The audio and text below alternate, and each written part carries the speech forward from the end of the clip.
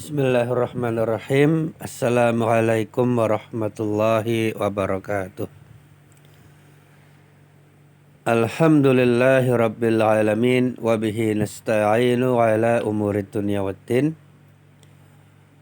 Wassalatu wassalamu ala ashrafil anbiya'i wal mursalin. Wa ala alihi wa ashabihi ajma'in. Amma ba'du. Fa inna khairal hadisi kitabullah. Wa khairul hadiyi hadiyu Muhammadin sallallahu alaihi wasallam. Wa syarrul umuri muhdatsatuha wa kullu muhdatsatin bid'ah wa kullu bid'atin dhalalah wa kullu dhalalatin finnar. Alhamdulillah bisa kita lanjutkan mempelajari Durusul Lughah Al-Arabiyyah karya Imam Zarkashi dan Imam Syubbani rahimahumallahu ta'ala. Masih pada Ad-Darsul Hadi Asyara, pelajaran yang ke-11. Kita lanjutkan membaca kalimat-kalimat berikut.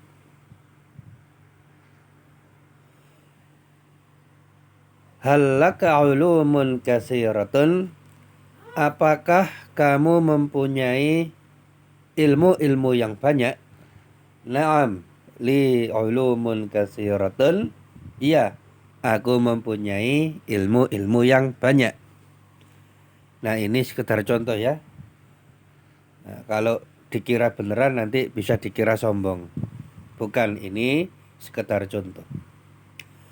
Anta alimun lasta jahilan. Kamu adalah seorang yang alim, orang yang berilmu. Kamu bukanlah orang yang jahil. Anti alimatun ya Fatimatu? Apakah engkau seorang yang berilmu, seorang wanita yang berilmu, wahai Fatimah? La, lastu alimatan bal jahilatun. Tidak, aku bukanlah seorang yang berilmu. Aku bukanlah seorang wanita yang berilmu, tapi aku adalah seorang yang jahil. Lah, ini mungkin konteksnya tawadhu atau rendah hati, tidak mau sombong. Nah, pada 3 baris kalimat yang telah kita baca, maka kita temukan lasta dan lastu. Ya, lasta dan lastu. Lasta artinya kamu bukan. Kalau lastu itu adalah aku bukan atau tidak. Dan lasta serta lastu masing-masing terdiri dari 2 kalimatun, yaitu laisa yang disambung dengan dhamir muttasil. Sebagai contoh, ketika kita mengatakan anta saikun, kamu, yaitu laki-laki, orang kedua laki-laki, kamu adalah seorang sopir atau driver. Ya. Maka anta adalah mubtada, saikun adalah khabar.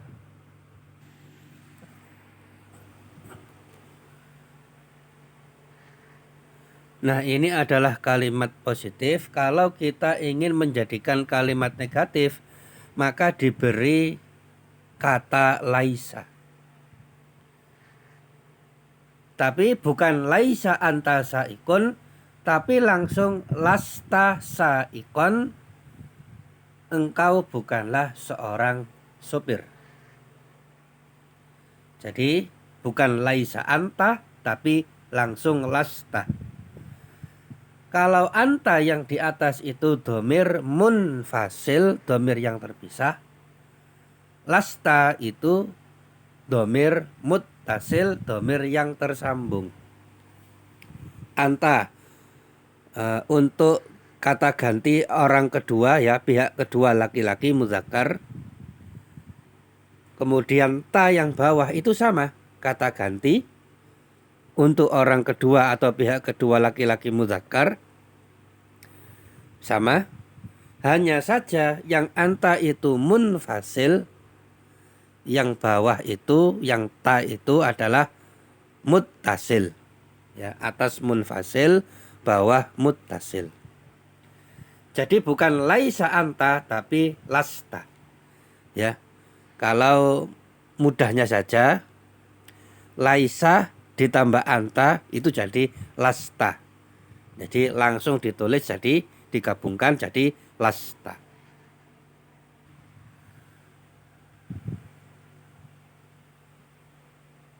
Anta saikun, engkau adalah seorang sopir. Lasta saikon, kamu bukanlah seorang sopir. Dan anta mubtada, saikun khobar. Nah, setelah kemasukan laisa, maka domir ta itu adalah isim laisa, saikon adalah khobar laisa. Dan khobar laisa apabila berupa isim saja, ya, bukan berupa syibhul jumlah dan bukan berupa jumlah, ya, bukan jumlah dan bukan pula syibhul jumlah, tapi berupa isim saja, maka dia harokatnya yang belakang diubah menjadi fathah atau fathaten. Kenapa? Karena khobar laisa itu mansub. Maka bukan lasta saikun tapi lasta saikon fathaten. Dan sebagaimana dulu pernah disampaikan, kalau nggak salah ya, suatu isim kalau diberi fathaten di akhirnya maka otomatis diberi alif. Kalau suatu isim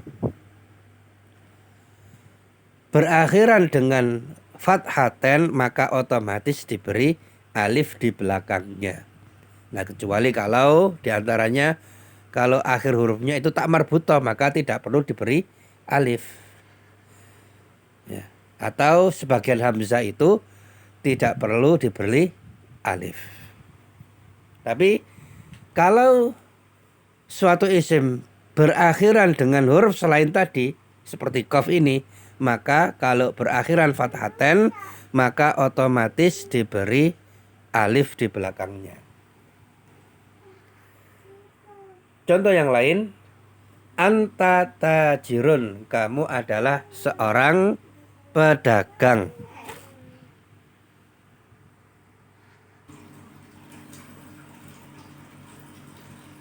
Kemudian diberi laisa menjadi lasta tajiron, kamu bukanlah seorang pedagang.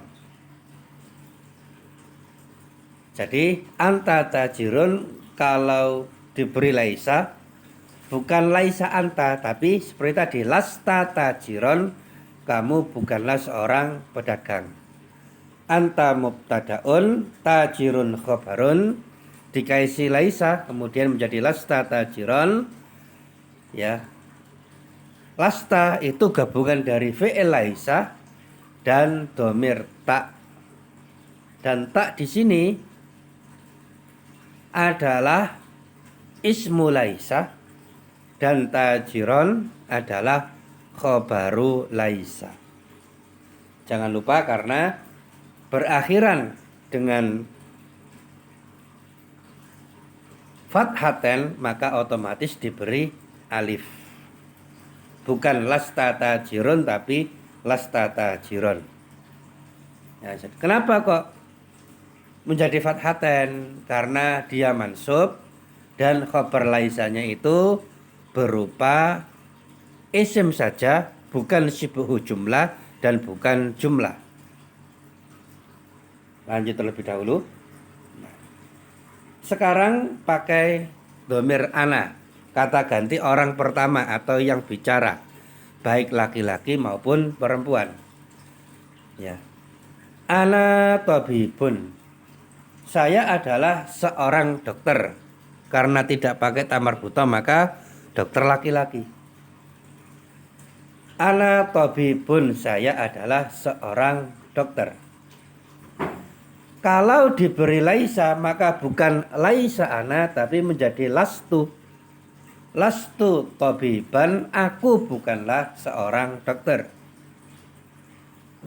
Ya, maka lastu itu gabungan dari dua, yaitu laisa dan domir tu. Tu itu sama untuk kata ganti orang pertama atau yang berbicara. Hanya saja ana itu domir munfasil, sedangkan tu domir muttasil yang tersambung. Ana mubtadaun tabibun khabarun. Lastu itu gabungan dari fi'il laisa dan domir tu. Dan tu di sini adalah ismu laisa. Tabiban adalah khobaru laisa. Dan khobar laisa itu mansub. Kenapa kok diakhiri fathaten? Karena dia adalah khobar laisanya itu berbentuk isim saja, bukan jumlah dan bukan pula syibhu jumlah. Dan ana juga bisa digunakan untuk wanita. Ana tabibatun, saya adalah seorang dokter perempuan. Ya. Dan kalau diberi laisa maka menjadi lastu tabibatan. Aku bukanlah seorang dokter wanita. Ya. Dan karena tabibatan itu berakhiran tak marbutoh, maka tidak perlu diberi alif di belakangnya meskipun berakhiran dengan fathaten. Ya, maka bukan laisa ana tapi menjadi lastu. Ana tabibatun, ana mubtadaun, tabibatun khabarun. Lastu itu gabungan dari fi'il laisa dan domir tu. Dan domir tu di sini adalah ismu laisa, tabibatan adalah khabar laisa. Khabar laisa itu mansub. Ya. Dan karena dia berupa isim saja, tabibah ini adalah isim saja, bukan jumlah dan bukan syibhu jumlah, maka berakhiran fathaten. Namun karena berakhiran dengan tak marbutoh maka tidak perlu diberi alif di belakangnya. Nah, adapun kalau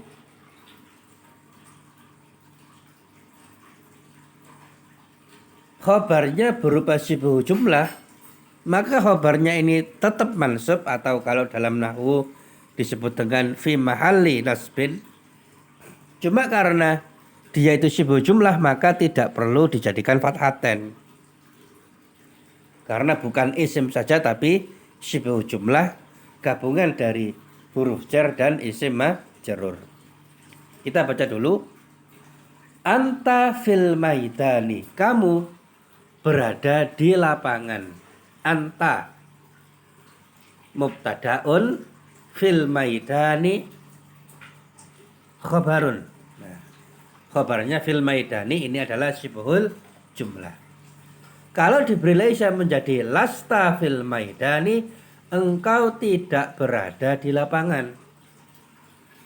Maka syibhul jumlah gabungan antara huruf jar dan isim majrur tidak perlu difathahkan.